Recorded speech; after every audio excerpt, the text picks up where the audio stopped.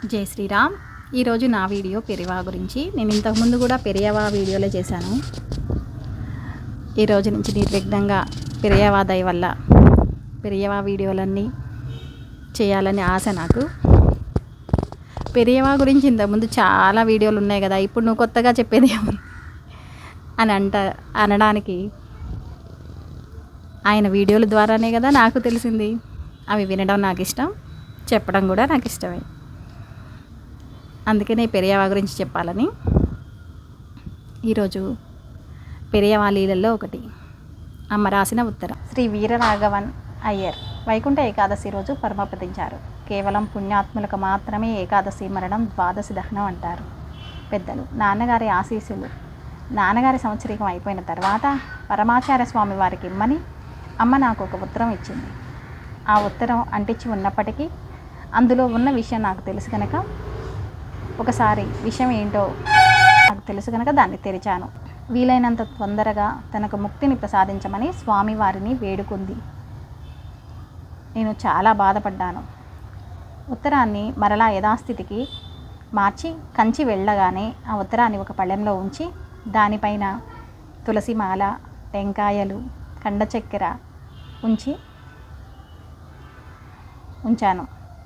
ఎంతోమంది తమకు మంచి కలగాలని స్వామివారి వద్దకు వచ్చి వేడుకుంటారని నాకు తెలుసు.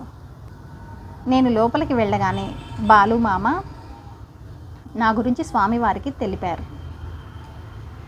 నేను ఇప్పుడు ఎందుకు వచ్చాను అని స్వామివారు అడిగారు. మీ ఆశీస్సులు అందుకోవడానికి అని బాలుమామ చెప్పాడు.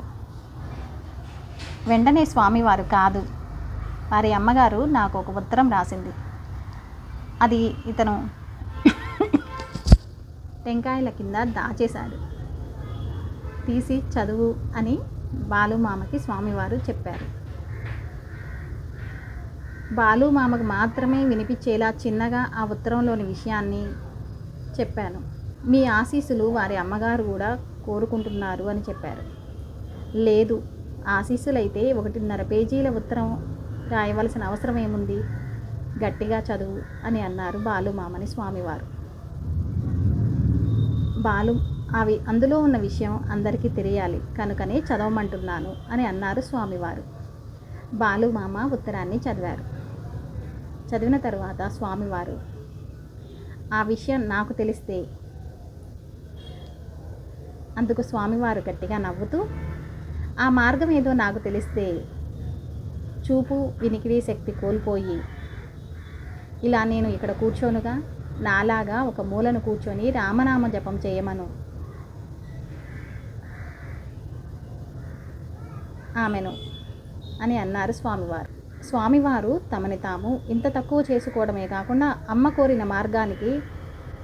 కోరిన దానికి మార్గం కూడా చూపించారు.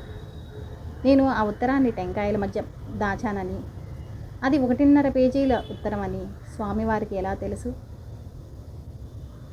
అందులో ఉన్న విషయం స్వామివారికి ఎలా తెలుసు? ఇది మనకు తెలిస్తే ఈ మాయ మనల్ని ఎందుకు బంధిస్తుంది? కేవలం స్వామివారి పాదాలను పట్టుకోవడమే అదే ముక్తికి మార్గం. అపార కరుణా సింధు జ్ఞానదం శాంతరూపిణం శ్రీ చంద్రశేఖర గురుం ప్రణమామి ముదావహం. శ్రీ గురుభ్యో నమః. Thanks for watching.